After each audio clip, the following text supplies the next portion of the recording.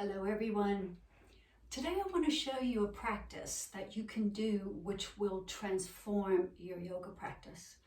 And much more than that, it will really help with your overall health and fitness and the way your body moves and functions. And it only will take a few minutes a day. But I was asked if you could only do a couple of poses, which ones would you recommend? And of course, that's a hard question, but this will really promote core stabilization, which I think is important throughout everything. So I'm Kathy Genevieve, yoga teacher and therapist. Let's begin.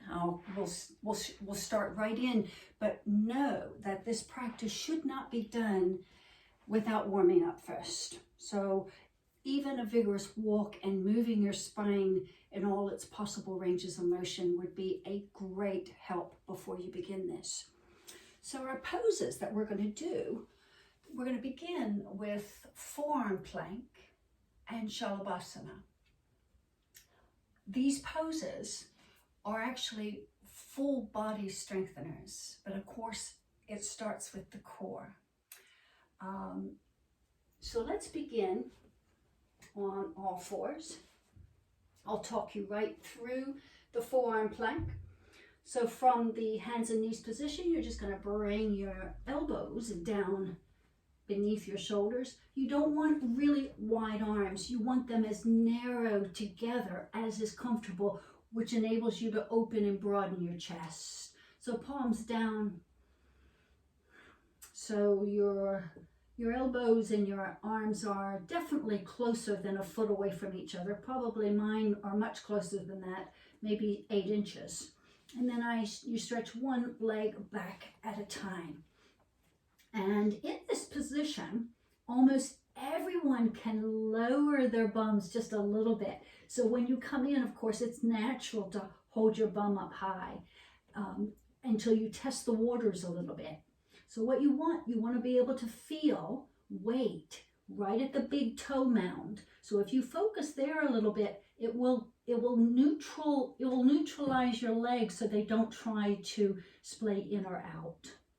So you want nice strong legs pressing back through the heels, big toe mounds connecting to the floor.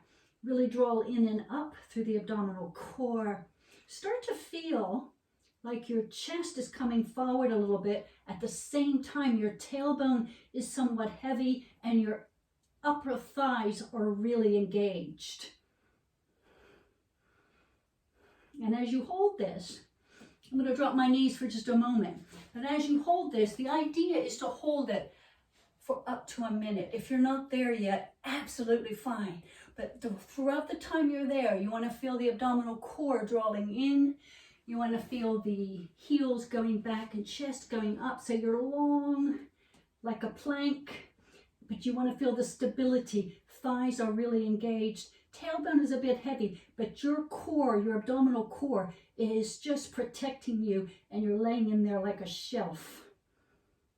And when it's time to come down, just drop your knees, lower your tummies to the floor and your chest to the floor. Just have a few relaxing breaths in this prone position.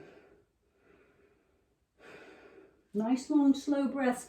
And then you're going to bring your arms right alongside the torso. Get your legs nice and long here. So you may want to, one at a time, just lengthen the leg. And you want to feel the heaviness of your pelvis along the floor. In this version of locust pose or Shalabhasana, we're going to keep our legs anchored to the floor. So bring your palms maybe to the floor so you can feel the broadening in your chest. And you can choose whether it's more comfortable for you, palms to the floor or thumbs to the floor. Nice, long, slow breaths. When you're ready to begin, you want to feel the tailbone really pointing between the heels, pointing in that direction. As you rise up, you want those arm and shoulder bones to rise up off the floor, and chest and head rises, arms rise, and start to feel the main part of this work in your thoracic area. So you don't want to lead with the chin. You don't want to jut your neck forward. Just rise your head a little bit off the floor, but focus on the arm bones going back and the chest opening and the spinal muscles working right in the upper spine and the mid spine. The idea is to hold this with long, slow breaths, just as long as you can. But if you need to come out, feel free. Just lower down, have a breath or two, and then just start again.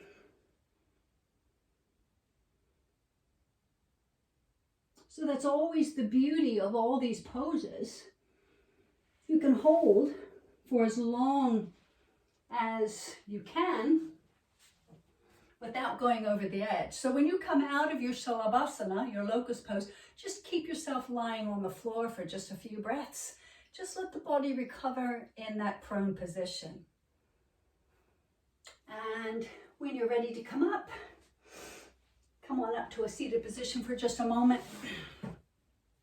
If you're really pressed for time, doing forearm plank and locust pose will really be a huge boost to your yoga practice and to your overall fitness in general. If you do have a little bit more time, I'm going to add 2 more poses to this. So these are known as just yoga leg lifts. It's the Sanskrit word is Urdhva Prasarita Padasana, but yoga leg lifts is absolutely fine. So drawing your knees towards your chest.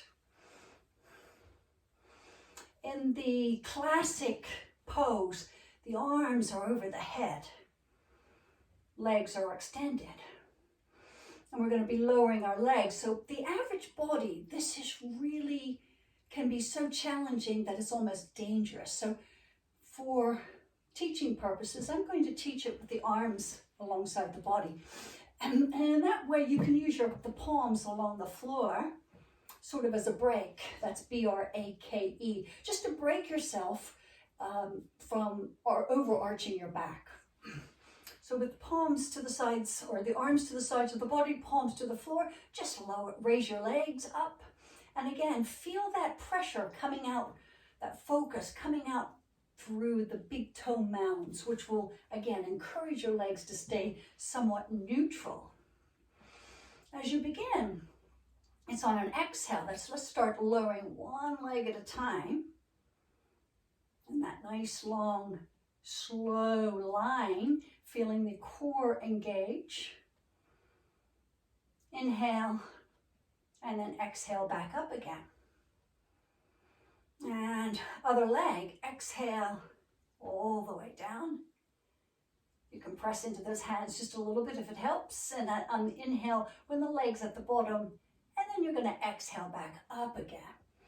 Now, one leg at a time is fine for most people. If it's not quite enough for you, you're going to do both legs.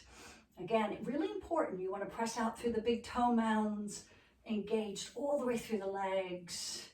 And exhale slowly. Really feel the abdominal core engage. You can press all the way through the arms and the hands. And you want to inhale when you get to the bottom. And then you want to exhale back up again. So you want to do this several times. You choose one leg at a time. Or both legs together. Remember, you want to find the edge without going past the edge. That's how you build strength. So several times now on several breaths, just one leg at a time. Or both legs together. Exhaling down, inhaling when the legs are at the floor, and then exhaling back up again. And when you've had enough, just bend the knees. You can separate your thighs and knees just a little bit, and maybe even have a little rocking side to side.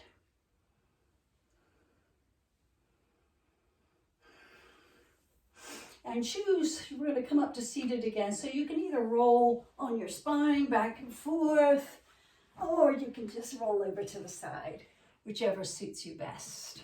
So we're going to come again to the seated position, knees bent. We're going to come into Navasana or boat pose. And actually everything you've done up to this point is leading you to doing a really good Navasana, a really thorough boat pose. So what you want is to feel the sits bones underneath you, and you're going to poise more or less at the very back of your sits bones. Make sure as you clasp your hands right underneath your knees, and make sure you can broaden the collarbones. And again, you want to feel that articulation of the arm bone going into the shoulder joint. All that's important. And then when you're ready, first come up onto your tippy toes, keeping the chest broad. Make sure you can still feel sort of that integration, that integrity between the spine and the legs as you come right up with shins parallel to the floor, parallel also to the ceiling. This is the first stage. You're broadening the chest. You're really working. You feel the back muscles working, trying to lengthen, trying to really extend. The second phase would be to stretch your arms out. Again, feel the articulation between the arm bone and the shoulder joint. Now, if that felt really difficult, particularly around the top of the thigh, that's almost certainly a hip flexor weakness. So this is where you'd want to use your brick between your thighs. If you don't have a brick, don't worry. You'll just have to focus a little bit on squeezing those thighs together. So you're going to come back, possibly with the brick between the thighs, and really squeeze those thighs together as you come into, again, the arms are extended, really drawing that abdominal core in and pressing those thighs together. And it will start to really cause the body to shake. And when you get to that shake, as long as the core in the back is stable, you can stay there for a couple more breaths. Some of you will be able to straighten the legs completely. As long as you can keep your chest nice and open and your upper back muscles and mid back muscles working really hard, you're doing fine. What you don't ever want to feel is any niggles in your low back as you're doing this. So remember, just pick your level. You may want to stay with holding the knees with your arms and just practice really getting extended and really using those core muscles. So thank you for joining me. I hope this is helpful for you. Namaste.